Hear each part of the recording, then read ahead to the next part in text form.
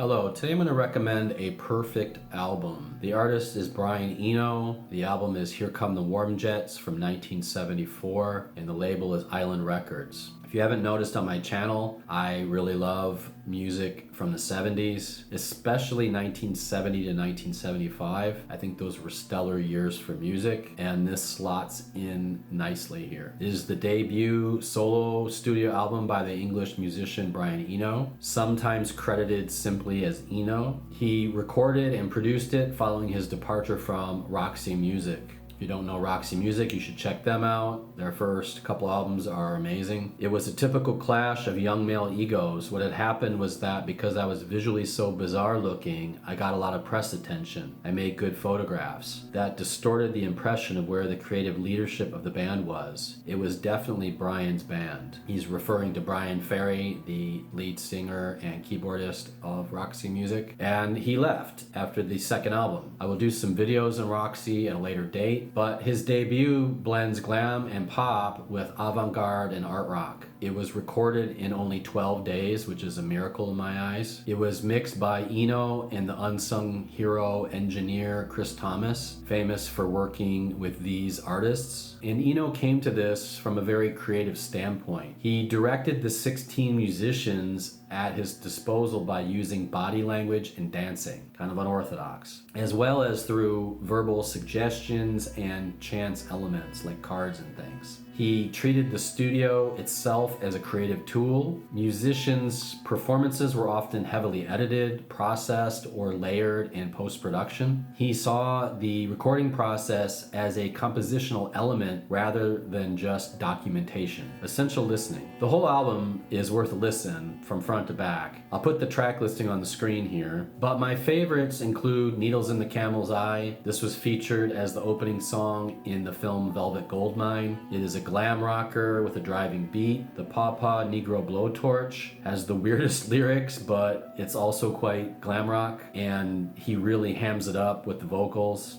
Baby's on Fire. This is art rock at its best. It's tough, mysterious, and on fire literally, and it's avant-garde as hell. But by far the best track for me is On Some Faraway Beach. This gives glimmers of what's to come with his career, where he went more into an ambient music vibe. But one of his strengths is his ability to build place in his songs. And in this track, you do feel like you're on a beach. It has this nostalgic build. There's something sad about it, despite its upbeat nature. When the vocals finally come in, which is well into the song, it sends the song over the edge, and it bleeds into the track Blank Frank, probably the most aggressive song on the album. I also love Dead Finks Don't Talk. This really sounds of the glam era, but every track is gold.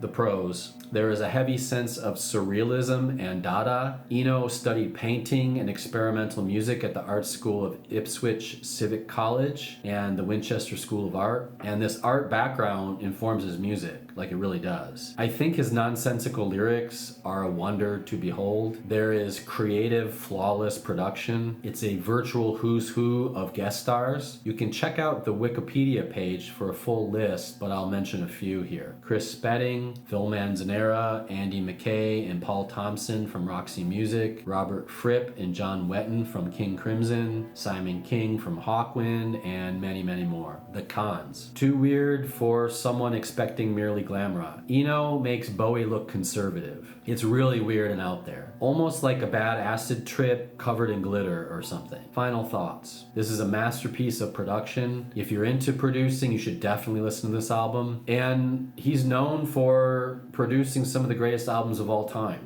I'll put a list of some on the screen here, but there are so many great ones. And not just as a producer, but as a creator, he has so many great albums that I will get to eventually. I will do some more on his other albums. But I think Here Come the Warm Jets is one of the best albums of the glam era and of his career. In a few months, I will do my top 20 glam rock songs, so you can stay tuned for that. That's coming down the line. He will surely be on it, as well as Roxy Music. But that's all I got for this one. Take care. Have a good day.